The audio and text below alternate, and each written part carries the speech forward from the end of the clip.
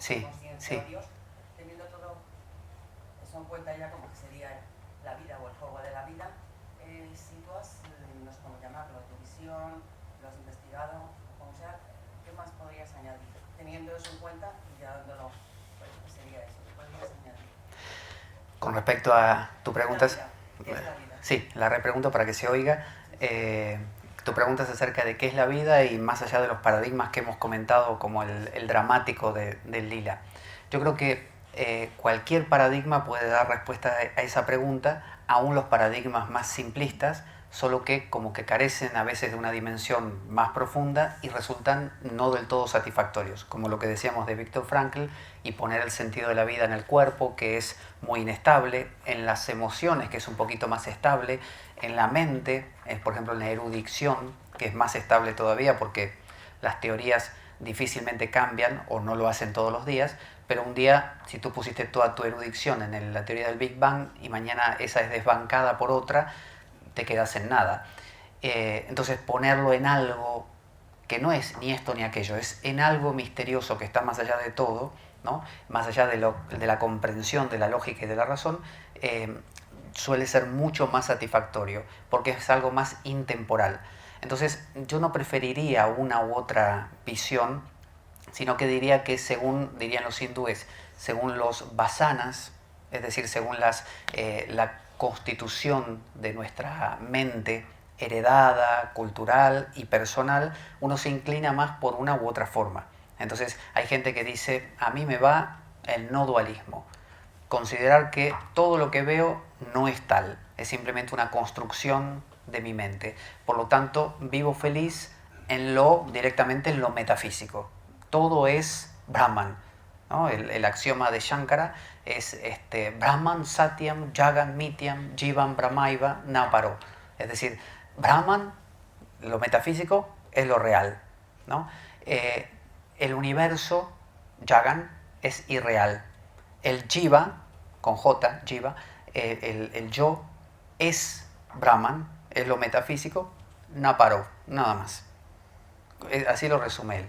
Entonces, hay gente que dice, yo así vivo perfecto, porque me siento triste, digo, estoy deprimido, y me digo, ¿quién está deprimido?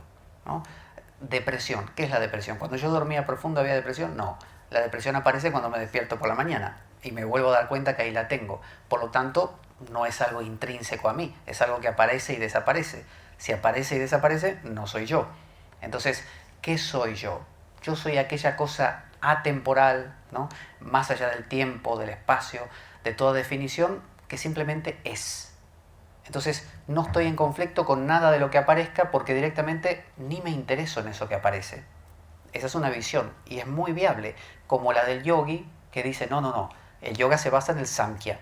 Samkhya es un sistema hindú cosmológico que significa, que la palabra significa enumerar.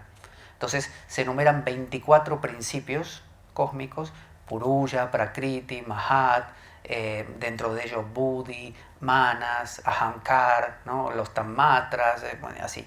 Entonces el yogi dice, estoy en el nivel 2, tengo que trascender el nivel 4, tengo que llegar al nivel 5. Entonces son los chakras, dimensiones del ser. Esto es la mente, esto es el ego, esto es el intelecto. Intelecto es nuestra capacidad anagógica, el inteleger, leer entre líneas, ¿no? Si yo leo un texto que dice, y Jesús sanó al leproso, y yo digo, Jesús sanó al leproso, significa Jesús sanó a un leproso. Un señor que tenía lepra, vino Jesús y lo curó. Eso no es leer entre líneas, eso es leer lo que está, lo dado. Pero si uno es capaz de hacer anagogía y ver un poquito más allá, obtiene, destila, como si exprimiese un sentido en eso. Otro vendrá y dirá, sí, pero eso lo extrajiste tú, ahí no decía eso. Vale, sí, pero yo estoy extrayendo un sentido que me inspira a ir hacia algo que no tiene tanta definición. Estoy saliendo de lo esto es esto y aquello es aquello y entrando en un mundo más indefinido, un mundo de no respuestas claras. Me abre a posibilidades, me mantiene caminando, me mantiene en marcha. Lo puedo hacer con el Corán, con el Bhagavad Gita, con la Biblia o con el Quijote. Lo puedo hacer con lo que quiera. Esa es la visión del yogi, poco a poco, pranayama, respiración, control de ayuno, ¿no? Silencio, técnicas ascéticas.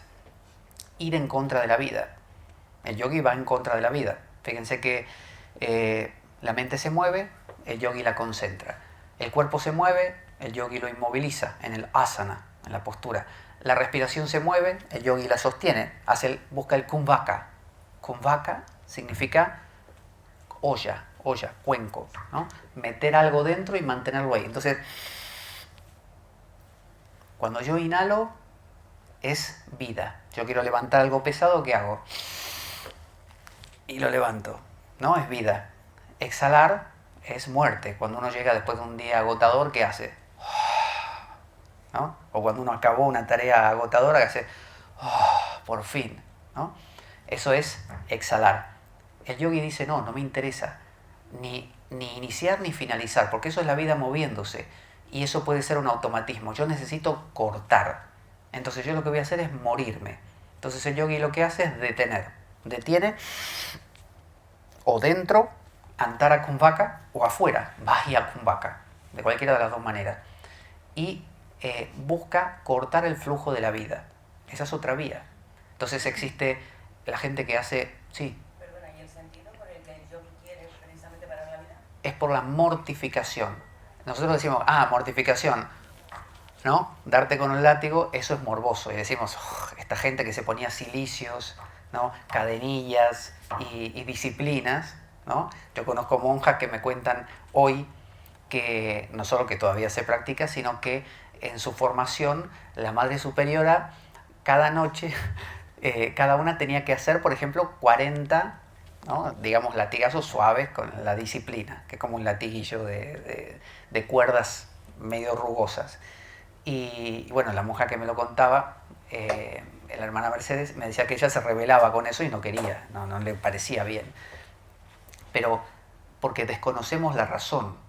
Entonces decimos, en la India hay gente que levanta un brazo así y se queda toda la vida con el brazo, hasta que se le seca. Qué loco está esa gente. O en Filipinas hay gente que se crucifica. Están totalmente, son insanos. No. El ser humano desarrolla eso que se llama mortificar, que simplemente significa morirse. Entonces, si lo que está haciendo, ¿no? está muy en el ámbito del antropos, del hombre, y yo veo que sigo ahí, una de las formas posibles, como la del no dualismo, es decir, eso no existe, y lo veo de fuera, desde el sakshi, desde el testigo, eso no es directamente. Entonces, como decía Parménides, el antiguo presocrático, que decía, lo que es, existe. Lo que no es, no existe, no es. Lo que no es, no tiene sustancia, no tiene nada. Entonces, solo existe lo que es. El no dualista dice, existe el ser. Y uno dice, sí, pero mira, estás enfadado. No existe el enfado.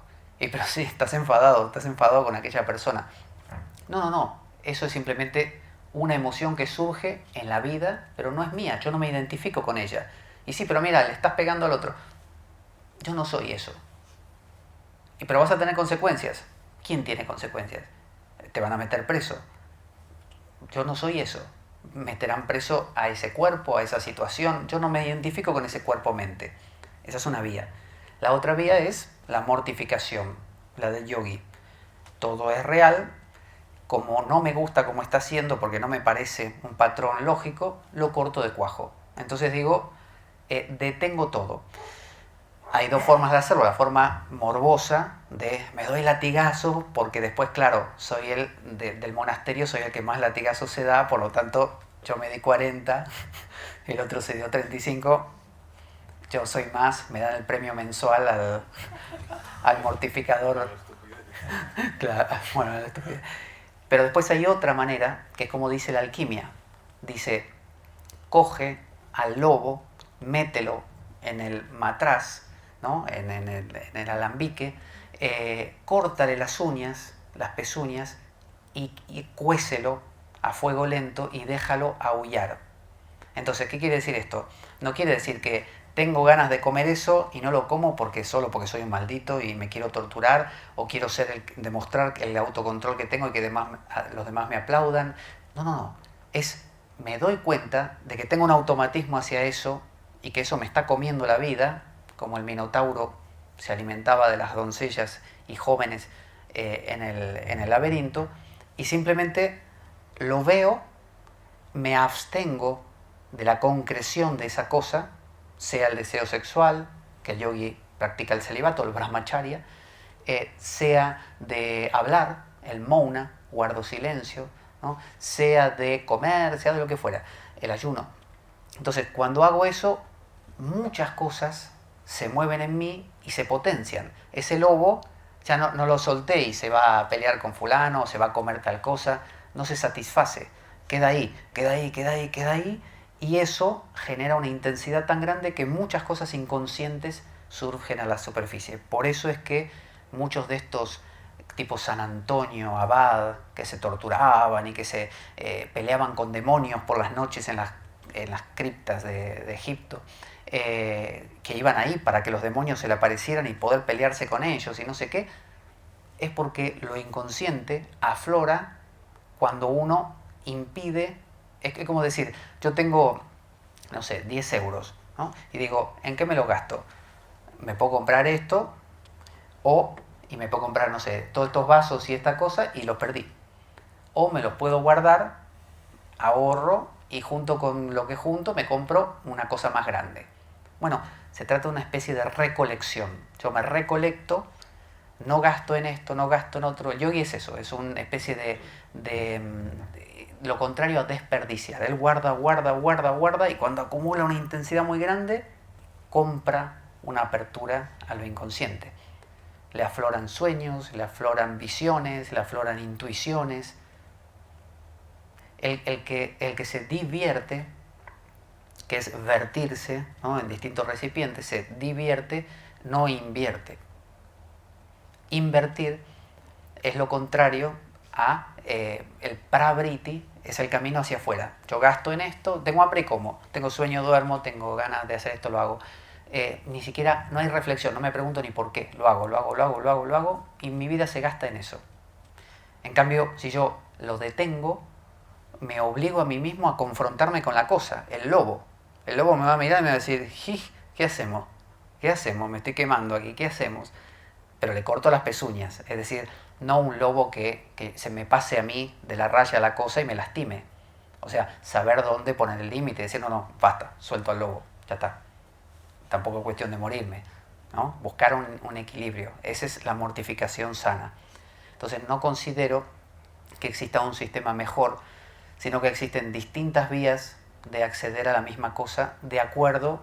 Hoy me preguntaban por qué Ramana Maharshi, un sabio hindú, se fue a vivir a Arunachala, a las montañas. ¿Por qué se fue? Hay que ir ahí. Muchas personas han tenido la misma vivencia y no se fueron a Arunachala. Nisargadatta Maharaj, otro muy parecido a él, siguió viviendo su vida. De hecho, se había ido como de monje, de asceta, y volvió. Tenía empresas de cigarrillos. Vendía cigarrillos. Unos cigarrillos pequeños que en la India le llaman bidis. Serían cigarrillos sueltos. Él se dedicaba a eso. Escuchó de esto de la verdad y dijo, vamos a hacerlo bien. Me voy a ir de asceta, abandono todo mi negocio, todo. Dejo a mi familia por su cuenta. Después se dio cuenta que no era esa la cosa. Su propio gurú le dijo, no pasa por ahí. Entonces él volvió. Y hasta los últimos días siguió. El de día trabajaba en su negocio de venta de cigarrillos. Llegaba la noche, entraba a su casa, lo esperaban un montón de occidentales que venían a verlo. Él, terminando su día de trabajar, de vender cigarrillos, y se ponía a hablarle a los occidentales. Terminaba de hablar, se iba a dormir y al día siguiente tenía que ir a trabajar. No se fue a Arunachala, no dejó todo, fumaba, ¿no? Tenía un carácter de 1000 demonios, carácter asqueroso. Hablaba a los gritos, trataba mal a la gente. Es decir, cada uno tiene su modo, no tiene que ser un modo único. Lo que digo es que si no hay una dimensión metafísica, y lo digo aquí arriba, pero puede ser por aquí abajo, da igual, lo que sea que hagamos empieza a carecer de sentido. Y si perdemos también lo cósmico, la Tierra, empezamos a perder pie. Entonces la idea es que sea cosmoteándrico e interdisciplinario después. Es decir, no que es cosmoteándrico y lo mío vale y lo del otro no. Vale lo de todos. ¿Más o menos? ¿Sí o quieres? A ver, no bien, yo me refería, es perfecto lo que has dicho, pero un poco también al concepto global. No solamente ya, es decir, la vida, y ya no hablo del sentido de la vida y lo que has dicho del enfoque, es decir, lo que has dicho del yogi, por ejemplo. Yo no entendí que para la respiración, pero sigue vivo. Es decir, la vida no solamente reconoce o está en el ser humano, también están los animales, en las plantas, en todo lo que a lo mejor no es. Por eso te decía que nos saliéramos del lila o del juego o del punto. Es decir, iría un poco más en plan global. Que es difícil, porque digo, la pregunta más difícil no es de dónde vengo, qué soy o a dónde voy, sino que es la vida. Mira, siempre las preguntas las hace el ser humano. Entonces todas las respuestas siempre son, desgraciadamente, antropocéntricas, ¿no? Aún la teología, que uno dice, la teología es la descripción de Dios. Sí, ¿para quién? Para el hombre. Es decir, siempre es mi descripción de Dios. Lo importante quizá es descentrarse lo más posible y no, como tú decías, pensar que uno es exclusivamente el reservorio o la esencia de las cosas. Está en la planta, está en el pez, está en, no sé, en la roca. Pero ahí se cae a veces en otro problema, que es la gente que toma una actitud muy panteísta, como diciendo, Dios es todo, Dios es la botella, Dios es la mesa, Dios es el bueno, Dios es el malo, mientras en una especie de pleroma, una cosa todo igual, que todo vale lo mismo, y no hay que olvidar que no debe perderse el polo yo. Sí, sí, el egocentrismo, porque tu mundo eres tú y va para ti perfecto, pero sin embargo sería como, yo siempre relaciono el cuerpo humano, sería como el universo, ¿bien? Es decir, y de ahí vendría lo que ahora se llaman fractales, que yo los llamaba muñecas rusas, sí, antiguamente, ¿no? Sí. Y de ahí las frases esas famosas de lo que es arriba es abajo, Sí. conócete a ti mismo, etcétera, ¿no? Si quieres conocer el resto. Entonces, lo planteaba desde ese punto de vista, vale, es egocéntrico porque es como yo lo percibo, el mundo para cada uno es como lo percibe, pero a la vez está la globalidad, por lo menos en la parte que yo he llegado tú hablas también de ella. Hay una figura en la India y que lo usa mucho el budismo, que es la red de Indra, que es como si fuera una especie de gran telaraña, ¿no? Así como una telaraña inmensa que tiene infinitos niveles y que están todos conectados así, y que en cada intersección de la telaraña hay una gota de rocío, ¿no? Y en cada gota de rocío se reflejan todas las demás gotas. Entonces esa es la imagen así como holográfica, es una imagen que, como decía Giordano Bruno, decía, si ningún lugar del universo es el centro, todo lugar es el centro. El Tao Te Ching de los chinos dice, el sabio, sin cruzarle el umbral de su puerta, conoce el mundo. Es decir, en cualquier cosa pequeña mía, con cualquier cosa pequeña mía, puedo entender todas las cosas de todos. Y puedo entender al perro, al gato, al universo. Porque en realidad toda parte es la totalidad comprimida. Eso da pie a cosas como esto de universos paralelos o de vidas paralelas donde uno puede estar viviendo simultáneamente, como el gato de Schrödinger, o Schrödinger, no sé cómo se dice, Schrödinger, que conocen ese experimento que supuestamente, hipotéticamente, no lo hizo de verdad. Ah, bueno, pero que es cierto lo que dice. Sí, sí, quiero decir, no lo hizo verdaderamente. Él puso un gato, que no sé dibujar gatos, pero supongamos que fuera así, supuestamente un gato dentro, y un artefacto que podía o no liberar, digamos, un gas y matar al gato, una cosa así. Entonces él decía, esta caja está cerrada, ¿no? No se ve el gato. Entonces él preguntaba, después de que sucediera eso, que liberara el gas, ¿el gato está vivo o está muerto? Entonces él decía que hasta que no se abriese la tapa y pudiéramos ver si estaba vivo o muerto, no se cristalizaba, no se cuajaba una realidad. Cuando se abriese la puerta, nosotros decíamos, por ejemplo, vivo, o podíamos decir muerto. Y en el momento en que dijéramos una u otra cosa, empezaba realmente el gato a estar vivo o muerto. Hasta ese momento estaban las dos cosas a la vez, simultáneamente. Son esas ideas medias raras que son propias del pensamiento cuántico y otras cosas. Yo no sé tanto como para ahondar en eso, pero lo puedo ver desde el ámbito, por ejemplo, desde la psicología profunda o desde la filosofía, donde obviamente se da pie a esto, a la simultaneidad. Uno ve que los seres humanos, ya hablando de esto, de la analogía. La analogía es, por ejemplo, se basa en la lógica. Por ejemplo, yo digo A es a B como C es a D, ¿no? A es a B como C es a D. Por ejemplo, no sé, el rey es a sus súbditos como el padre es a sus hijos. Entonces es una analogía. Yo digo que el rey tiene una relación con sus súbditos, por ejemplo, cuidarlos, protegerlos, quererlos, mandarles, como un padre puede tener con sus hijos. Entonces digo que estas dos proposiciones se parecen, pero no son iguales, se parecen, tienen un parecido entre sí. Hay que si puedes encender el móvil así cuando... Está grabando, lleva 3 horas grabando. Vale. ¿Por qué lo dices? ¿Va a pasarlo? Pero todavía no, cuando alguien... Entonces, estas proposiciones tienen que ver con la analogía, con el parecido. Entonces, después yo puedo decir, el rey se parece a un padre, por lo tanto, A es análogo a C y los súbditos se parecen a los hijos, por lo tanto, B es igual a D. Entonces, cuando yo empiezo a establecer analogías, que pueden ser infinitas más, empiezo a generar un mundo donde las cosas se conectan y ya no están separadas. Entonces, si yo observo analíticamente, de manera más crítica, digo, esto es una botella y no es un vaso, ¿no es cierto? Pues no es un vaso, es obvio. Pero sin embargo puedo usar la conectividad y decir, esto es una botella que tiene una semejanza con el vaso porque los dos contienen agua. Entonces empiezo a buscar las conexiones de las cosas.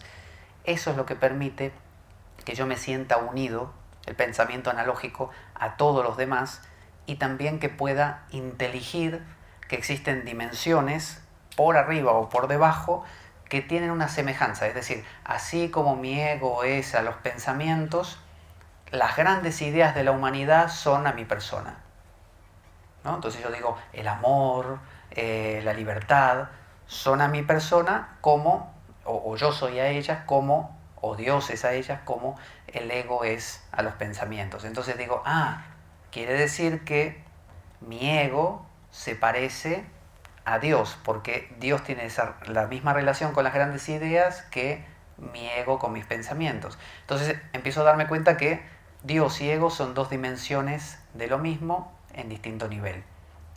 Es simplemente eso. La analogía es el arte de agrandar las cosas. El pensamiento analítico es el de estudiarlas separadas. Las dos cosas son útiles. Sin el pensamiento analítico, hoy en día no habría esta grabadora ni este micrófono. Con el pensamiento analógico no lo tendríamos. Pero tener esto y sacrificar el analógico es una pena, porque da una dimensión que esto no lo da. Sí, estaría bueno que hagas esa pregunta, pero con el... Sí. Gracias, Kiki. Pues me había dicho que tenía una pregunta para hacer en la pausa. No, una pregunta, no, un reto. Un reto, dice. Un reto. A ver, yo intento buscar un poco lo que son la base de la religión, ¿vale? Y entonces yo parto de que soy católico, he estudiado, bueno, no he estudiado, pero me he informado, he leído Lutero, Calvino, me he ido más atrás, el Islam, el judaísmo, el hinduismo, el budismo, los Sikh incluso, ¿vale? Entonces, mi objetivo para intentar analizarlo y sentirlo, las dos vías, ¿vale?, es intentar irme a la fuente. Entonces yo pienso, vamos a ver, el islamismo viene del libro por el cristianismo y judaísmo, el cristianismo es una evolución, una secta del judaísmo, sí. El cristianismo, Abraham vino de Mesopotamia es una zona rica, el fértil, y de ahí también se bebió de la India. Entonces yo intento pensar, realmente todo es una evolución bajo un punto de vista diferente, bajo unas circunstancias locales diferentes, sobre algo que viene de un común de 3000 años de pensamiento filosófico religioso de la India? Es decir, ¿la religión viene de la India? Yo no creo que la religión venga de la India. Lo que sí, porque hay culturas como China, por ejemplo, que en épocas paralelas tenían una profundidad similar y el pensamiento chino es sumamente profundo, que bueno, luego contagia el pensamiento japonés, por ejemplo. La India obviamente influencia al mundo griego, el mundo griego seguramente también ha ejercido una influencia cruzada y son de épocas parecidas. Entonces, yo creo que el ser humano siempre se ha preguntado cosas, pero como he desarrollado en algunos programas, me gusta mucho la idea de que uno puede entender el discurrir de la búsqueda de respuestas de tres formas. Uno puede decir que ese discurrir puede ser histórico, entonces habla de cómo, no sé, desde la época del hombre de las cavernas, donde no había una pregunta por el ser, simplemente había un observar el entorno, el sacar conclusiones muy básicas, el crear, no sé, un amuleto para conjurar a tal animal. Luego, o sea, un pensamiento así analógico y nada más, nada de analítico. Luego hubo esto de respetar al Dios, al que se trate, y luego hubo un preguntarse. Lo que pasa que eso históricamente, por eso lo representamos con un personaje simbólico como Job, como el que pregunta, y Jung dice que más o menos en el 1400 de nuestra era, ¿Antes de Cristo? no, después de Cristo, durante el Renacimiento, como que habíamos puesto ahí arriba Satán, cayó Satán. Cosa rara, ¿no? Lo que digo.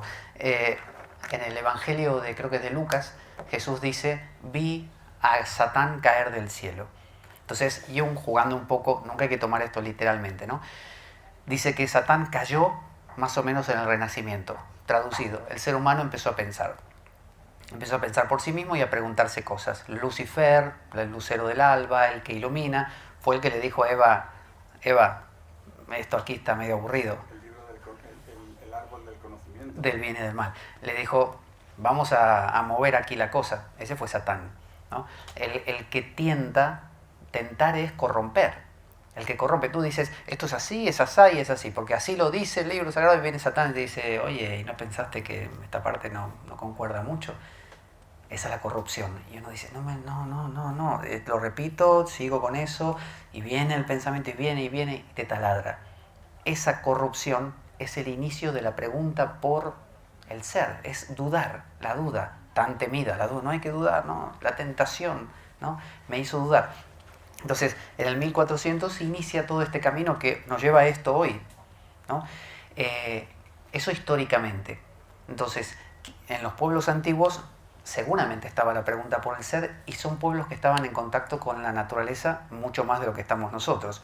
Nosotros vivimos en lo que hay un filósofo que ya murió, francés, yo no sé pronunciarlo bien, es Jean Baudrillard, y que es en los que se inspiraron los hermanos Wachowski cuando escribieron Matrix, la película, que habla del hiperrealismo. Vieron que aparece Morfeo diciéndole a Neo en un momento, este es el desierto de lo real, ¿no? En un sillón. ¿La vieron la película de Matrix? Sí, que es muy famosa. Y bueno, le está hablando de que hay una cosa verdadera detrás de un hiperrealismo, así lo llamaba Baudrillard, que es cuando nosotros tenemos un hecho, un evento cualquiera, ¿no? El político tal hizo tal cosa, pero después existe un contar algo sobre eso, y contar algo sobre lo que se contó, y contar algo sobre lo que se contó, y hoy vivimos en un mundo donde es el bucle del bucle del bucle del bucle del bucle, y ya no sabemos ni por qué. O sea, nuestros bisabuelos vivían en contacto con el cerdo, que si se moría no tenían para comer, la oveja, eran cosas, soy la tierra, se me muere la oveja. Por eso te decía, de intentar evitar el bucle del teléfono escacharrado, que al final el último comenta algo que no tiene que ver con el primero, y irte un poquito a las fuentes, ¿vale? Entonces, cuando, por ejemplo, la gente quiere buscar las mejores fuentes, y ya que, por ejemplo, la Biblia no se conserva nada en hebreo, se va a las fuentes que son en el griego. Entonces intentan traducir todo del griego, por ejemplo, ¿vale? Entonces sacas una versión muy buena, Straubinger o Coluga o Jerusalén, y de esas ya te partes para intentar ya traducir del francés al español o lo que sea, ¿vale? Pero vete a la fuente. Entonces la fuente, yo digo, la religión judaica, que es la que parte de la que parte del cristianismo, se basa en una historia que cuentan y escriben un montón de cosas, pero es muy cerrada. Sin embargo, el hinduismo, que luego evoluciona hacia el budismo, el hinduismo tiene 3000 años de experiencias y de buscar algo, Sí. de buscar, aunque eso que no lo encuentre, Sí. de buscar y buscar. Entonces habrá gente, como decía antes, que quiera vivir de ello, los excluyo porque no me van a aportar nada, porque ellos van a su cuarta pregunta, cómo llegar a fin de mes, y yo lo que quiero es eso, buscar esas personas que honradamente querían buscar responder las preguntas últimas y ayudar a todos sus compañeros de la tribu, de la ciudad, para ir adelante. Y son 3000 años de conocimiento y de experiencias. Espera, Pasi, no me pierdo algunas cosas que me parecen interesantes decir antes que sigas. Sí. Si uno tiene la idea de que aquí hay más verdad... No. Ah, No, al contrario. La base te hace las preguntas. A ver, se dice siempre en filosofía que toda la filosofía de la historia es Platón sí. comentado. No, notas al pie de página. Exactamente. ¿Por qué? Porque Platón lo dijo todo, ¿vale? Entonces, yo lo que estoy buscando es eso, ese Platón que realmente no tiene que tener más verdad ni menos y no tuvo tanto tiempo en analizar variantes como si te vas a Locke, te vas a Descartes, te vas a... Vale, no, Sí, no puedo entiendo. mencionarlo, pero quiero ir a esa fuente de decir, realmente qué estaban buscando. Realmente está aquí y los demás han copiado. Ha sido una evolución igual que la filosofía, puede ser también la religión con las diferentes... Lo que pasa que un poco eso como la búsqueda del arca perdida, tipo Indiana Jones, de pensar que todo puede estar en un solo sitio y que, por ejemplo, si tú postulas las fuentes como las fuentes originales de las cuales los presocráticos, tipo Heráclito, Parménides, ¿de dónde bebieron ellos? Quiero el texto original de ellos. Quiero hacerme las preguntas primordiales sin corrupción de lo que hayan pensado otros. Irme a la fuente para beber el agua limpia. O sea, hacerme las preguntas puras, sin estar corrompido porque tengo que pensar. No tengo que pensar. Yo creo que por un lado es imposible hoy en día ese rastreo de la fuente original. Por otro lado es innecesario porque puede encontrarse aquí en el barullo de las cosas, en el mercado. Y por otro lado es quizá una utopía, porque hay un mito que es el mito del, como dijimos hace un rato, de lo del bárbaro. De pensar que en algún lugar existe esa especie de tabula rasa, de pizarra en blanco, que la puedo encontrar o en mi mente o en algún libro perdido que cuando dé con él... Yo siempre me he preguntado, si yo voy a una isla desierta en un naufragio, ¿no? Tipo el náufrago, el de Wilson, de Tom Hanks, y caigo ahí, ¿qué libro me llevaría? ¿No? O sea, ¿qué libro podría ser el que cada día me aporte algo y que ese lo tuviera todo? Bueno, me he devanado los sesos, no encontré ninguno nunca. No hay uno que lo tenga todo, porque en realidad yo soy el que lo tiene o no lo tiene. Entonces, no se trata de, bueno, disolvamos el hiperrealismo, vamos a quitar toda la maraña de lío que nos están transmitiendo los medios para desentrañar. No, es un viaje de 1000 pasos, dice el Tao Te Ching, comienza con un paso. Dalo desde donde estés. ¿Tú qué eres? ¿Oficinista? De la oficina. ¿Qué eres? Vendedor, de tu puesto de venta. ¿Qué eres? ¿Filósofo? ¿Eres religioso? Desde donde sea. Se puede caminar desde cualquier lado, se puede interpretar el Quijote o Alicia en el País de las Maravillas y se puede aplicar analogía y anagogía a cualquier cosa, aún al lío. Por eso yo no me decantaría por buscar un pasado ideal. Cierto es que los antiguos o mi bisabuelo, hay